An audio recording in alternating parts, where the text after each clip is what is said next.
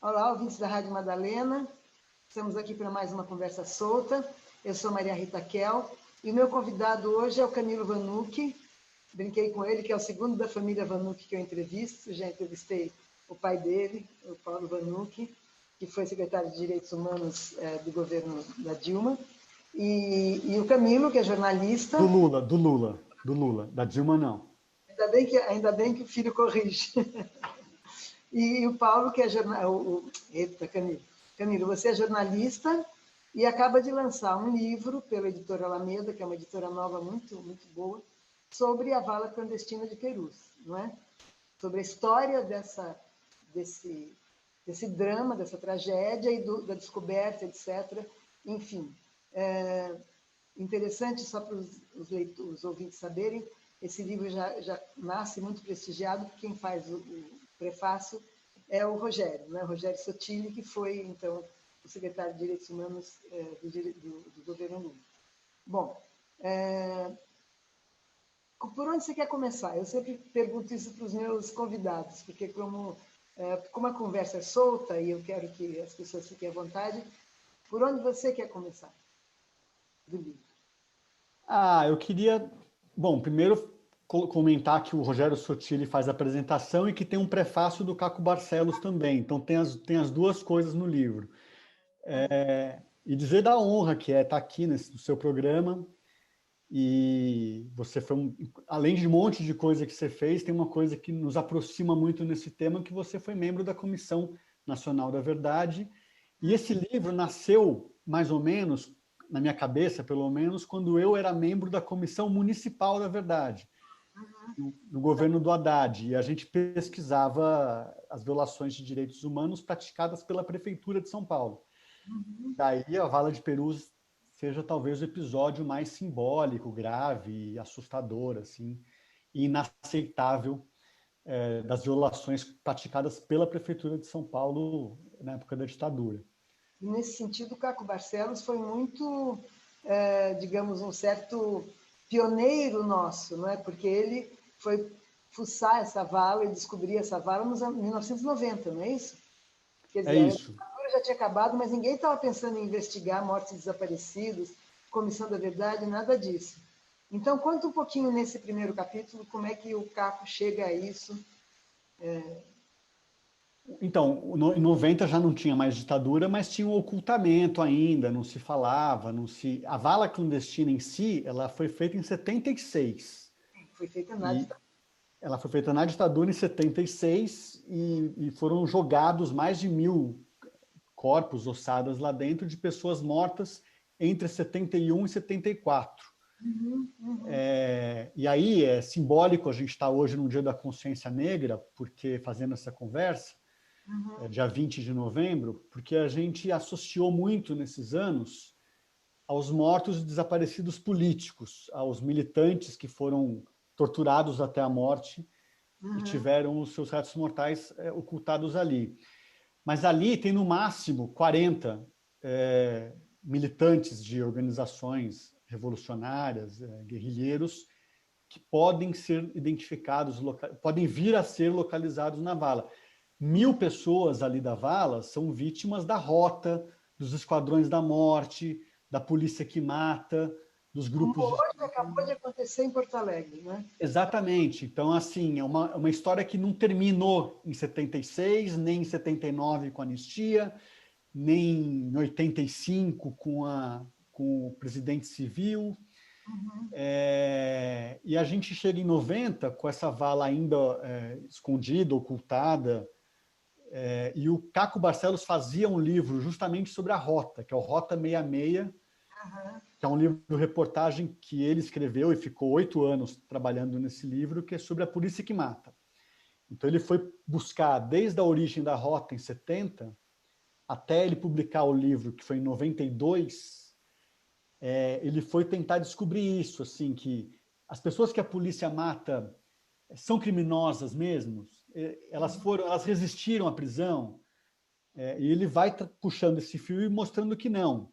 60% dos mortos da polícia não tinham nenhuma passagem pela polícia, não tinham nenhum histórico, não foram mortos cometendo algum delito. Eram execuções com tiros nas costas, nas nucas. Essa história toda trágica que a gente mantém na dita Deixa eu democracia. acrescentar um dado aí. A Boitempo publicou uma coletânea, no começo dos anos 2000, não me lembro, 2003, chamado Bala Perdida, você deve conhecer. Se não conhece, vou te mandar um, vou pedir para a Ivana te mandar um, que é só sobre temas da violência policial. E um dos artigos, eu não lembro de quem, cita uma pesquisadora americana chamada Catherine Siski, que diz que o Brasil é o único país que, depois da ditadura, não é, a violência policial aumentou. Não é? Quer dizer, começa na ditadura com a desculpa, né, a justificativa de que são terroristas. Né? A gente sabe muito bem que os militantes não eram terroristas, mas, enfim, e também não eram... Poucos foram mortos em confronto, a maioria executados mesmo. E o que ela diz é que depois da ditadura não diminuiu, aumentou. Aumentou. Que aí é como se, bom, agora não precisa nem investigar, não estamos procurando nem quem está combatendo o governo, é o suspeito, né? É suspeito, essa ideia de matar suspeito enfim, mas eu só queria acrescentar isso. E daí, mas só não, você tem toda a razão, inclusive no livro do Caco Barcelos ele faz essa comparação, essa curva, né, de 70 até 90, que é quando ele estava terminando o livro. Uhum. E mesmo de 90 para 2020, dobrou o número de vítimas da ditadura, da polícia. Ó o ato falho aqui. Da polícia, as vítimas da polícia militar no estado de São Paulo. Eram 500 por ano naquela época, está em 1.000 por ano agora. Mas eu estava só puxando isso porque o Caco, na pesquisa dele, ele vê que o cemitério de Perus, a partir de 71, quando ele foi inaugurado, esse cemitério, em março de 71, ele passa a ser o destino dos mortos, dos indigentes, dos não identificados e dos não reclamados, que são aqueles mortos que, mesmo você tendo a identificação, sabendo quem é, nenhum familiar vem retirar, ninguém vem perguntar por ele, no ML, e depois de 3 dias o ML manda enterrar como não reclamado, lista lá, coloca lá no livro, na vala tal, na vala não, na cova, na sepultura tal, na quadra tal, o nome da pessoa, mas não tem uma busca pela família para dizer que isso também se mantém até hoje desse jeito. Esses estão identificados. Esses que não foram reclamados pela família, a polícia identifica, está lá identificado no cemitério. Está identificado pelo menos no livro, né? Porque o cemitério, quando você não tem placas de homenagem, esse tipo de coisa. Ele está registrado no livro. Mas a vala de Perus, ela foi feita com gente que estava identificada com um nome falso. Por quê? Porque o que acontece? Foi uma escolha deliberada de se fazer desse jeito. O DOPS e o ML sabiam o nome da pessoa. Estou falando dos desaparecidos políticos especificamente agora. Eles sabem que aquela pessoa, sabem quem é aquela pessoa. Mas na organização armada, ela estava na clandestinidade, ela usava um outro nome, usava um codinome, e os documentos que ela tinha nas mãos, no bolso, na bolsa, era o nome de guerra. Só que o codinome não é conhecido normalmente pela família. Da mesma maneira que o nome de verdade não é conhecido dos companheiros de organização.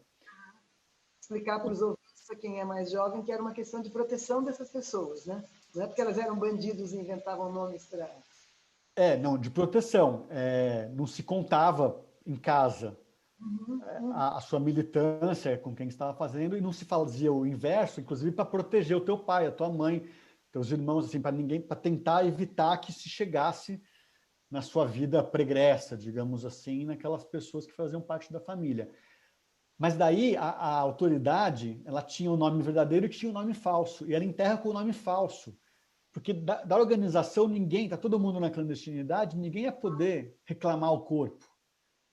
E a família ficou circulando nos IMLs sem achar, porque ela não tinha o nome, o codinome, ela só sabia o nome real. Estava perguntando o nome do seu filho. Então aí que acontece, por exemplo, o Flávio Molina foi enterrado como Álvaro Lopes Peralta. Uhum. O Luiz Eurico Teixeira Lisboa foi enterrado como Nelson Bueno. E se demorou muito tempo, assim, 79, um pouco antes da anistia, que Suzana Lisboa, Yara Xavier, algumas dessas viúvas, irmãs de desaparecidos políticos, começam a chegar nessas informações e a cruzar. Então, ela vai ver Quem é codinome de quem? Qual que é o quem é codinome? codinome de quem, porque ela sabe a data que desapareceu. Desapareceu nesse dia. Daí vai no registro do cemitério e vê que naquele dia tem o Nelson Bueno lá registrado. Ela fala, puta, né? O Nelson Bueno é o Luiz Eurico. Uhum. E aí, todos os anos 80 e 90, não se consegue, não tem, digamos, ambiente político para se revelar a existência da vala. E daí fica essa espera que não acaba mais, até que em 90 o Caco pesquisando, ele descobre, ele está pesquisando no IML, que ele obtém uma autorização para fuçar nos arquivos do IML. Uhum. Ele começa a ver assim, fulano de tal, morto pela rota, não sei o que lá, Perus. Não sei o que lá, Perus. Não sei o que, Perus. Muita gente Pô, todo mundo indo para Perus. E alguns desses laudos têm um T escrito à mão, com um lápis vermelho, e ele pergunta lá para os funcionários do ML o que é esse T. Falam, isso é T de terrorista. E aí ele fala assim, pô, aqui tem uma matéria, ele leva para a Globo topa, ele vai atrás da Suzana Lisboa, que naquela época era coordenadora da comissão de familiares de mortos desaparecidos políticos, que conta as histórias, e aí eles chegam na história, o Toninho Eustáquio, que era o administrador do cemitério naquela época, ele revela assim, eu não estava aqui, eu cheguei logo depois, mas eu estranhei porque tinha mais de 1.000 nomes nos livros de registro do cemitério, de pessoas que foram sepultadas em 71, 72, 73, em que havia uma indicação do lado dizendo que as ossadas tinham sido exumadas entre 75 e 76. Elas foram retiradas da sua sepultura. E não tinha nenhuma identificação de para onde elas foram levadas. Porque normalmente tem assim, exumadas na data tal e reinumadas, ou seja, enterradas novamente em tal lugar. Pode ser em outra sepultura, em outra quadra, ou então a família buscou as ossadas e daí fez o traslado para um outro cemitério, às vezes para o Rio de Janeiro, para Sorocaba, né? O caso, eu tenho um primo de segundo grau que foi morto em 73 pela repressão, chamado Alexandre Vanucchi Leme. Estou falando mais para o ouvinte do que para você, Claro, entendi. Mas ele é porque um que desaparecido. você conhece. Que foi em 73 foi morto, foi sepultado em Perus, mas no mesmo dias depois a família localiza. Em 83, 10 anos depois, ela consegue fazer a transferência para Sorocaba, que é a cidade natal dele. Eu queria te dizer, eu vou fazer assim quando eu tiver alguma coisa, mas que aí é só uma coincidência biográfica, mas eu não sei se foi a primeira no Brasil, mas a primeira vez que, pelo menos eu participei de uma missa por um desaparecido político, ou foi no momento que ele foi encontrado, em 73, foi pelo Alexandre Vanucchi, na Igreja da Consolação. A segunda foi pelo Herzog, lá na Sé. Né? Foi muito importante, foi um ato ecumênico, né? Porque ele não era católico. Mas a primeira foi na Igreja da Consolação. E havia exatamente um clima de solenidade triste, evidentemente, não é? E de um pouco de medo, né? Porque muita gente indo para o mesmo lugar onde era uma missa para alguém que foi perseguido e morto pela polícia. Mas, enfim, então era um nome já que mesmo quem não... Eu não militava em luta armada, nada, eu era só jornalista. Mas era o nome que a gente primeiro ficou conhecendo, foi o do Alexandre. Saudoso Dom Paulo Evaristo Arnes, que peitou Exatamente. essa história. Exatamente. E a do Herzog também. Grande figura. Então, e ali quando o Caco Barcelos, como jornalista da Globo, naquela ocasião em 90, em setembro de 1990, e a Suzana Lisboa resolvem, falam, bom, mas então vamos procurar a prefeitura. E daí a prefeitura Teve até um episódio ali que meio que eles forçaram a abertura da vala. Combinaram um encontro, mas já tinha ali a imprensa e os sepultadores do cemitério, que era administrado pelo Toninho, que revelou a história, que contou, já com a pá na mão, assim. Então, falei assim, bom, vamos ter que abrir, vamos abrir. E daí abriram, no dia 4 de setembro de 1990. E ali, o que eu percebi, assim, agora, principalmente que eu entrevistei de novo, né, todo mundo eu entrevistei 38 pessoas para fazer esse livro, mas a Irundina, que era a prefeita, o Toninho, que administrava o cemitério, o Caco Barcelos, a Suzana, e é meio que eu percebo que, assim, foi uma revelação que ela se deve essencialmente a coragem e audácia de uma prefeita, de um servidor público, que foi o Toninho, o Toninho perdeu, ele foi demitido assim que terminou o governo Erundina. O Maluf assumiu a prefeitura e demitiu o Toninho na primeira semana de administração dele. E ele foi ameaçado de morte, ligava a gente, não dá para saber quem é, mas os herdeiros dos militares, do pessoal dos quartéis ou da polícia que mata, né? Usando o subtítulo do livro do Caco aqui, que é Rota 66, a história da polícia que mata. Sim, mas Não gostaram nem um pouco de saber que essa história estava sendo revelada.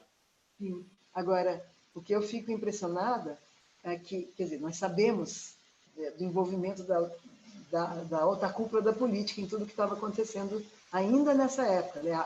Pessoas da alta cúpula.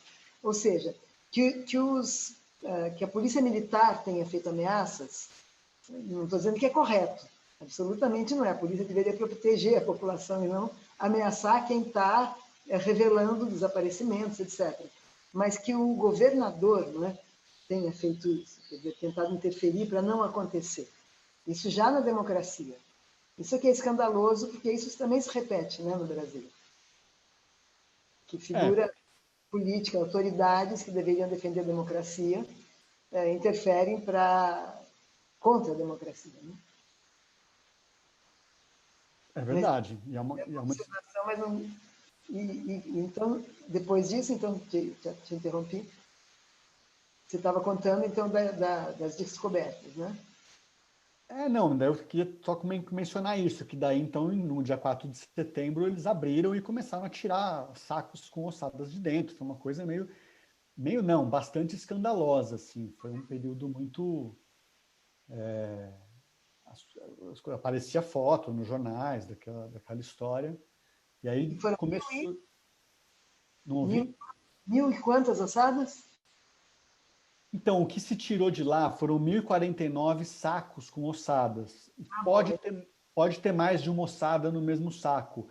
Nunca houve, assim, até agora, uma análise muito precisa disso. O que se buscou em 91, 92 foi identificação especificamente de desaparecidos políticos, que a família levava fotografias, os dados antropométricos, né, altura, idade do desaparecido político, e para tentar localizar.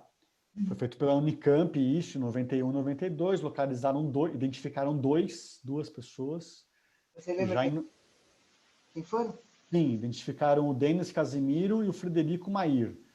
Foram os dois desaparecidos políticos, militantes, né, de Identificados. organizações. Dois primeiros identificados. E já em 93 pararam assim esse esforço de localização. O livro conta um pouco mais com precisão assim os detalhes, mas a Erundina deixou a prefeitura, parou de ter uma cobrança para que isso fosse feito. Ao mesmo tempo, era o Badan Palhares que coordenava os trabalhos das identificações na Unicamp. Ele era o chefe do Departamento de Medicina Legal da Unicamp. Também começou a alegar que não havia recursos, precisava de mais recursos. E se ficou aí um longo período de negligência e omissão. Inclusive, há processos do Ministério Público contra a Unicamp, contra o Badan Palhares e com outras organizações por esse período longo em que as coisas pararam de ser analisadas, e só em 2014 que foi retomada a análise das ossadas, e já com essa outra pegada, com uma outra ótica, que é o seguinte: não é só os desaparecidos políticos. Na minha concepção, todos são desaparecimentos políticos, porque uma polícia que executa, eu partilho de uma interpretação de que é uma morte política, porque há uma política de genocídio, uma necropolítica, ou enfim. Quando você admite e aceita e não se revolta contra uma estrutura policial que está formada para atirar, matando pessoas que nem são suspeitas muitas vezes, né? Essa ideia de que você chega no morro atirando, chega na periferia atirando, essa tragédia que a gente vive, né, no Aí Brasil. o nosso não, porque não é meu nem seu. A gente fala do Brasil como tudo que acontece que fosse nosso. Mas tem o racismo estrutural brasileiro, né? Em que o negro ele é abordado, quando é abordado e não assassinado, ele é abordado como suspeito. Né? É isso, então. Mas daí essa ideia de que agora que a análise vai ser feita de todas as 1.049 ossadas. Por quê? Porque se alguém perdeu um irmão, perdeu o pai, alguém desapareceu entre 71 e 74 em São Paulo, ela poderá levar uma amostra de sangue com DNA, poderá levar informações sobre fotos, enfim, da pessoa desaparecida, para se buscar se é uma dessas 1.049 ossadas, ou um pouco mais de 1.049 ossadas. Imagina-se quando está sendo feito no CAAF, que é um centro de antropologia e arqueologia forense da Unifesp, que foi criado em 2014, num convênio muito importante e resultado de uma coincidência, entre aspas, astral, de você ter um governo progressista e com interesse em mexer nesse assunto no âmbito federal e na Prefeitura de São Paulo, Não só naquele um governo momento. progressista, como um governo com uma presidenta que foi presa política, né? E que perdeu companheiros e tem companheiros desaparecidos daquela época, né? De fato, esse governo teve empenho em criar liberdade e em apoiar todas essas iniciativas. Né? A gente está falando aqui do governo Dilma e do governo Haddad em São Paulo, que criou uma secretaria que não existia, que é uma Secretaria de Direitos Humanos. Sim, que o Rogério era o secretário, Rogério Sotile. O Rogério Sotile entrou como secretário, hoje diretor executivo do Instituto Vladimir Herzog, e eles tiveram essa... Vamos retomar esse assunto, porque essas ossadas estavam no cemitério do Araçá, num lugar com infiltração, sem perspectiva de análise, de dar essa resposta, que, convenhamos, é uma resposta que agora se faz 50 anos que as famílias esperam, porque as pessoas foram mortas em 71. Perdão. A Comissão da Verdade esteve presente nessa exumação das ossadas aqui do Araçá, em 2012. E tem um episódio lá, inclusive, que eu sei que você esteve presente, porque no finados de 2013 teve uma instalação do Celso Sim com a Ana Ferrari, que teve um vandalismo ali à noite, de madrugada. Uhum. O Brasil continua vandalizando as homenagens aos mortos e desaparecidos. Né?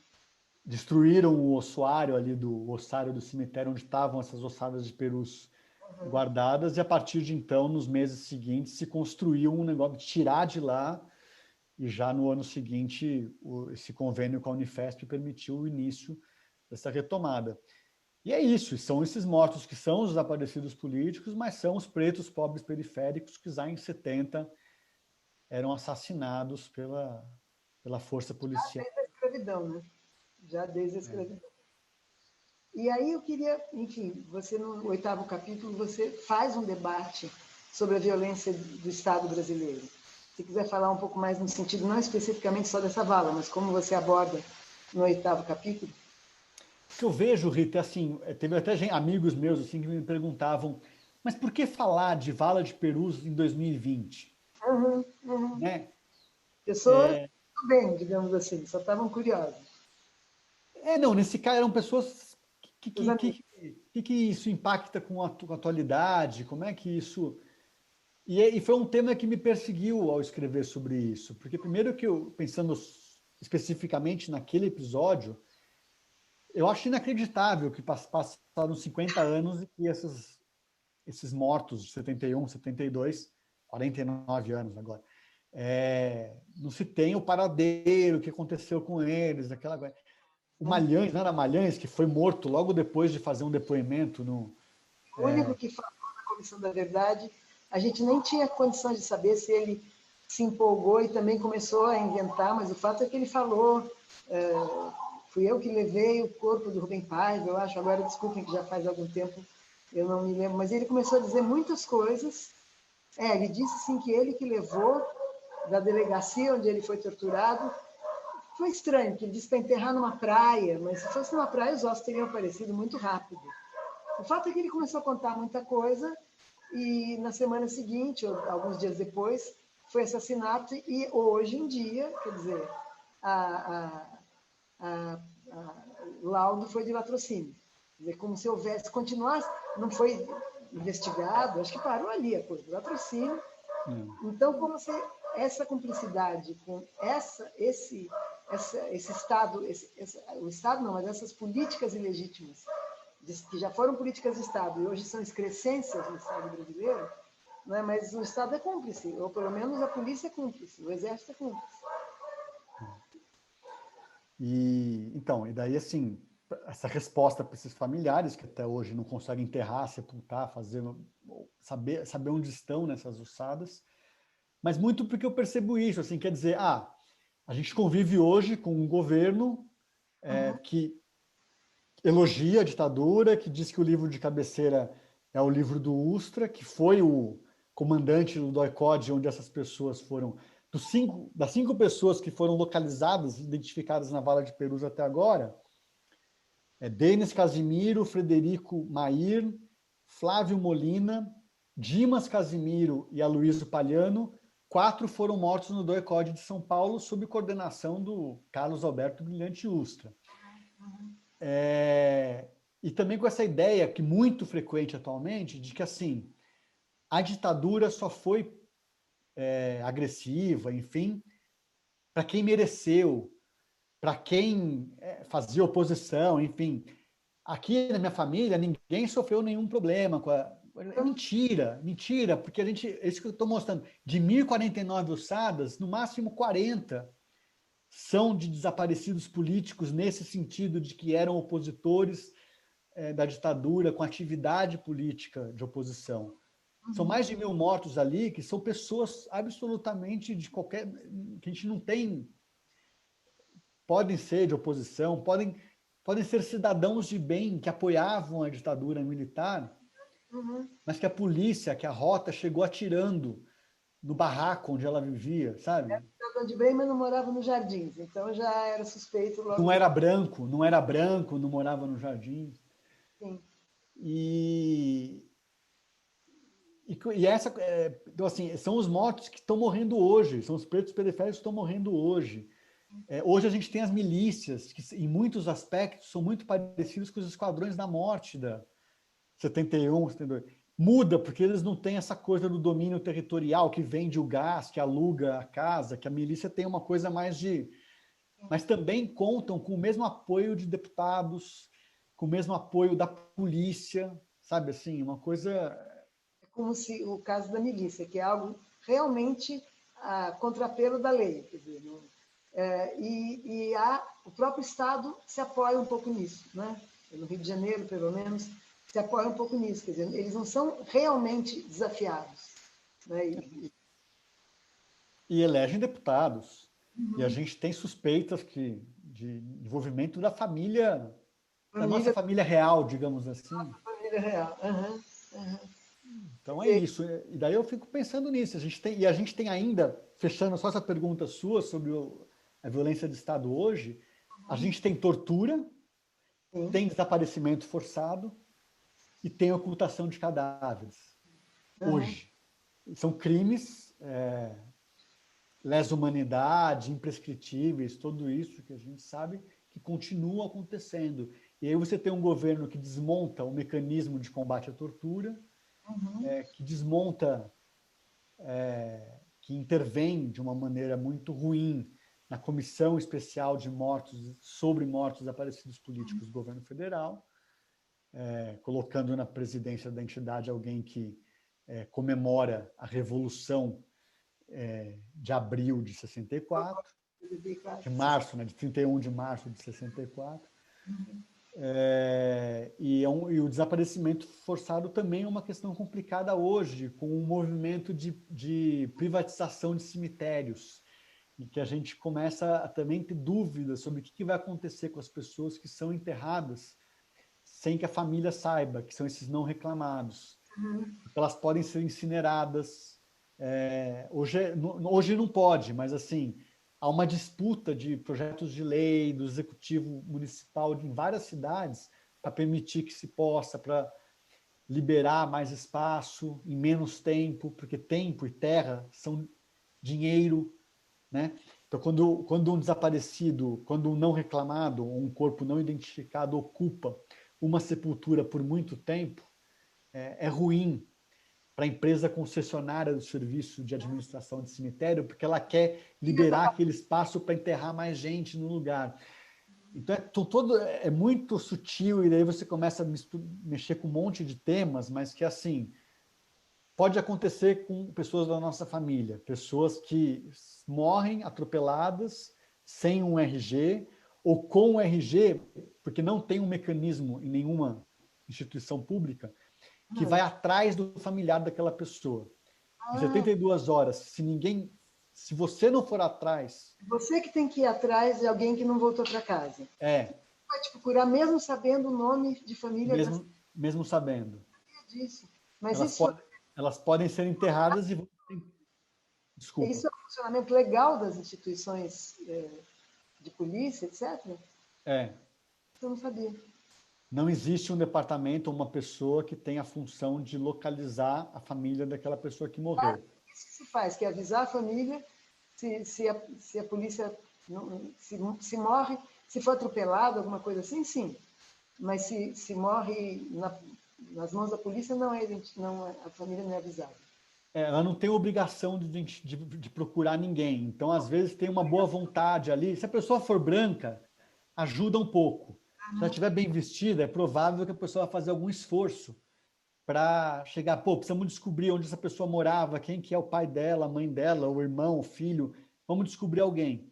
Mas não tem obrigação legal de procurar ninguém, e o protocolo é que em 72 horas, se ninguém reclamar, se ninguém procurar no IML, elas podem ser enterradas. Vai ser enterrada e vai identificar. Então, assim, o Camilo Vanucci foi enterrado aqui no dia tal. Bate na madeira aí, mas e assim, depois se demorar uma semana, porque tem gente que mora sozinha, tem gente que fica mais de uma semana sem falar com filhos, pais, parentes. Então é um problema. Agora, se você tem uma estrutura que acelere isso, que reduza, né, ou que incinere corpos, sabe assim, for no crematório com uma medida de que hoje não pode. E hoje o corpo tem que ficar 3 anos na sepultura, para depois de 3 anos ir para um ossário, que é uma gaveta menor, aquela coisa toda. Mas a ideia é isso, que se incinere depois de 1 ano, ou que se incinere depois de 3 anos. E às vezes você não sabe se isso pode ser identificado depois desse tempo. Pode ser que, por conta de represália, quem é morto pela polícia não queira procurar o corpo do seu filho, do seu parente, de medo. Então é um monte de questões aí, que daí entra também com essa coisa psíquica e dos medos e das opressões. Mas os medos não são fantasiosos, né? Se fossem, você poderia dizer, puxa, mas que povo ignorante, por que não vai? Não, eles sabem o que pode acontecer com eles, né? E muito vulneráveis, né? As pessoas pobres no Brasil são muito vulneráveis naquilo que depende, inclusive, do próprio Estado, que deveria estar lá para protegê-los. Né? Para proteger, isso aí. Então, nesses 2 minutos que temos, já que o tema todo é muito triste hoje, mas é muito importante, o seu livro é muito importante, eu não sei fazer, se você souber fazer isso, porque eu pensei, vou procurar o livro para pôr a capa aqui, mas não, o livro está ainda, eu li no computador, né? Você consegue mostrar a capa para as pessoas que estão vendo a gente no Zoom? Espera aí. Sabe fazer esse truque, eu não sei. Consigo. Tá. Espera só um minutinho. Tá bom. Então, para quem está nos ouvindo, vocês vão ver a capa do livro do Camilo Vanucchi sobre a investigação dele, a pesquisa dele, jornalística, sobre as ossadas de perus. Deu? Não, ainda não apareceu. Aqui, boa, Vala de Peru, uma biografia. Eu não sei como é que está aparecendo para você. Camilo Vanucchi, Vala de Peru, está a capa toda. Como o ossário clandestino foi utilizado para esconder os corpos de mais de 1.000 vítimas da ditadura militar. Está a capa, contra a capa, uma foto. Enfim, acho que todo mundo que está... Quem está ouvindo só pelo rádio, eu estou descrevendo aqui, né? Uma foto, a capa é sombria, porque a foto aparece em cima, em branco e preto, e ela esvanece, assim. A gente vê que a vala vai descendo pela página, né? Pela capa. Mas uma hora a gente já não a enxerga mais. Quem foi o capista, Camilo? Então, o capista sou eu. Muito. Meu trabalho como designer, mas a foto é do Marcelo Vinheron, que ele foi um dos fotógrafos que em 90 esteve presente ali para registrar a abertura da vala. E para os ouvintes, a imagem da foto mostra um grupo de pessoas olhando para baixo, assim, num buraco, que é o buraco que é a vala. A vala de Perus ela é um buraco muito comprido e estreito, parece uma trincheira, assim. Ela tinha 30 metros de comprimento por meio metro de largura, que é exatamente a largura da retroescavadeira, o braço, a mão da retroescavadeira que é enfiada no solo assim para puxar a terra. Tem quase 3 metros de profundidade, 2,5 metros a 3 metros de profundidade, onde foram colocados esses 1.049 sacos plásticos com ossos humanos. E com eu vou descompartilhar a tela. Espera aí, deixa eu lembrar.